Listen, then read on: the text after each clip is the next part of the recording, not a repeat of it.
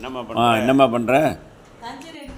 கஞ்சி ரெடி பண்ணிகிட்ருக்கேன். கருப்பு கவுனி அரிசி, கொள்ளு, பைத்தம்பருப்பு எல்லாம் தனித்தனியாக கழுவி காய வச்சு அரைச்சி இதை ரெடி பண்ணுது. இதில் மிளகு, சீரகம், பெருங்காயம், உப்பெல்லாம் போட்டு கஞ்சியாக காய்ச்சிருக்கேன். இது அப்படியே சாப்பிட்டோம்னா சூப்பராக இருக்கும். வெயிட் லாஸ்க்கும் நல்லாயிருக்கும், உடம்புக்கு ஹெல்த்தாகவும் இருக்கும்.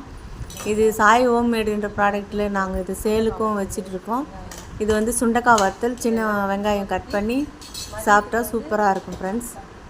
இது வந்து மதியம் சாப்பாடு வந்து சாதம், கத்திரிக்காய் பொரியல், முருங்கைக்காய் சாம்பார், இது வந்து ரசம், மிளகு ரசம். சூப்பராக இருக்கும். நீங்களும் ட்ரை பண்ணி பாருங்கள் இந்த கஞ்சிக்கு. இது வந்து மோர் ஊற்றியும் சாப்பிட்லாம், இல்லை அப்படியே சாப்பிட்டாலுமே வாசனையாக இருக்கும். அது பைத்தம்பருப்பெல்லாம் வறுத்து சாப்பிடும்போது அது எல்லாமே சேர்ந்து இருக்கிறதுனால ரொம்ப நல்லாயிருக்கு. நீங்களும் சாப்பிட்டு பாருங்கள். வெயிட் லாஸ்க்கு ரொம்ப நல்லாயிருக்கு ஃப்ரெண்ட்ஸ். நீங்களும் ட்ரை பண்ணி பாருங்கள்.